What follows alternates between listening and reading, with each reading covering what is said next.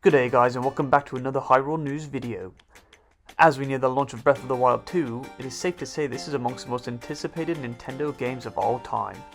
Hot off the success of the first Breath of the Wild, Nintendo is hoping to catch lightning in a bottle a second time, but can they?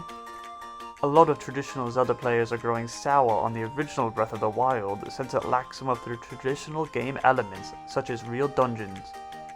Since it appears from the reveal that we will be getting those, today we are going to be covering the top expectations we have otherwise. As always, if you do go on to enjoy today's video, be sure to like and subscribe for more Zelda content.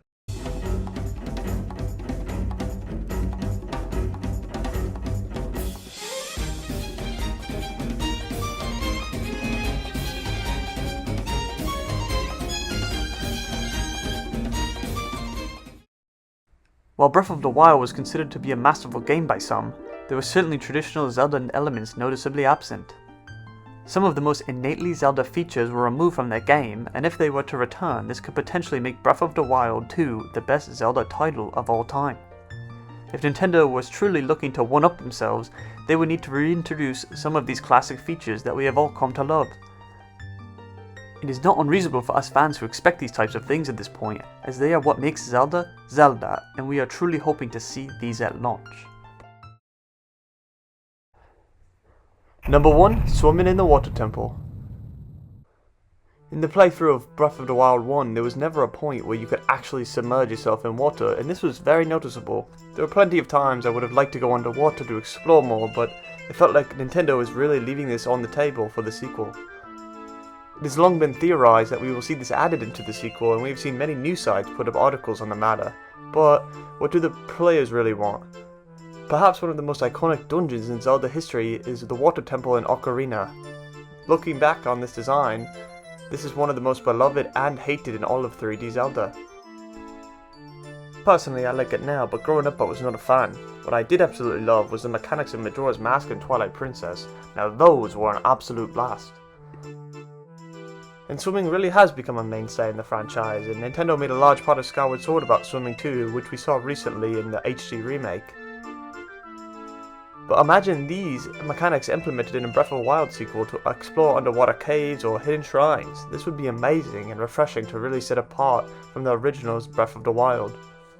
Now it is confirmed that we will be seeing Link up in the sky like we have in other games, but in the water?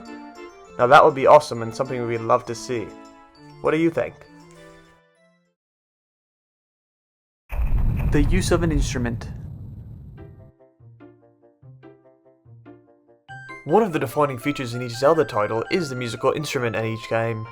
Of course you do have the iconic examples such as the Ocarina of Time or the harp from Skyward Sword, but there are even smaller examples like the Wind Waker or the flute from Spirit Tracks. We even have minor examples such as the pipe flutes to Fast Travel in A Link to the Past, or the wolf singing in Twilight Princess. Breath of the Wild 2 was missing this aspect, and as a lifelong Zelda fan this was very noticeable. Whether you like the instruments or not, they've always been an integral part of the series, as Ocarina of Time and Wind Waker are literally named after these instruments. For Breath of the Wild 2, we think there must be some sort of instrument added, perhaps another wind instrument again, but who knows, Nintendo certainly has some wacky sensibilities, so they could cook up something totally unexpected for this next game. A lot of fans are thinking Nintendo may have given up on the instrument idea moving forward, but I believe it will certainly come back. The most two recent Zelda releases being Skyward Sword and Link's Awakening, both do use instruments very heavily in their stories, so perhaps they are trying to tell us something here. What instrument would you like to see Link use in the upcoming sequel to Breath of the Wild? Let us know in the comments below. The return of heart pieces. While the fresh revamp of the heart structure was a nice change in Breath of the Wild, we certainly missed the treasure hunt for heart pieces to eventually level up our health. Breath of the Wild had the Korok Seed Hunt, and while it was nice to access more equipment slots, we all know how that turned out. I have the fondest memories personally of doing side quests for invaluable heart pieces, or exploring far-off regions in Twilight Princess, or digging up treasure at the bottom of the ocean in Wind Waker. While Zelda games can reward you for your efforts with rupees or weapon upgrades, heart pieces were the definitive reward, the end-all be-all. Nothing was as rewarding as these. Heart pieces have even made for some of the most grueling challenges in 3D Zelda titles. forcing us to go on long-winded side quests or Easter egg hunts, or even completing otherwise skippable minigames. In Breath of the Wild, we simply did not have that. The satisfaction of finding heart pieces was taken from us.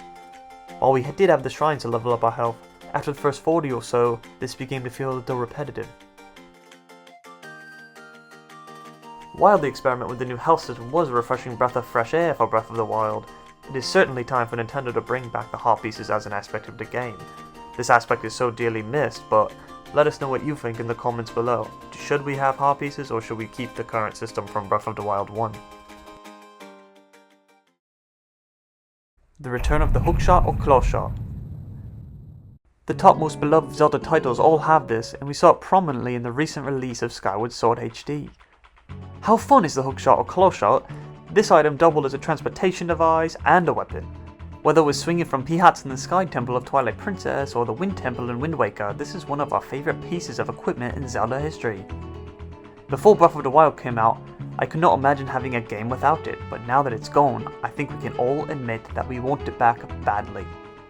Of course, Breath of the Wild opened up the game to a whole new kind of travel that may have not needed the device like a Clawshot, but imagine being able to zip around unclimbable areas with this thing. It's just completely awesome.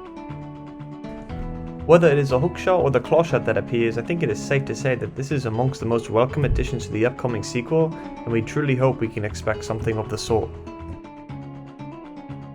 Now, do these expectations align with what you're hoping to see? The lack of some of these traditional Zelda elements really disappointed longtime fans with the original Breath of the Wild, but I think the next game will certainly be better off for it.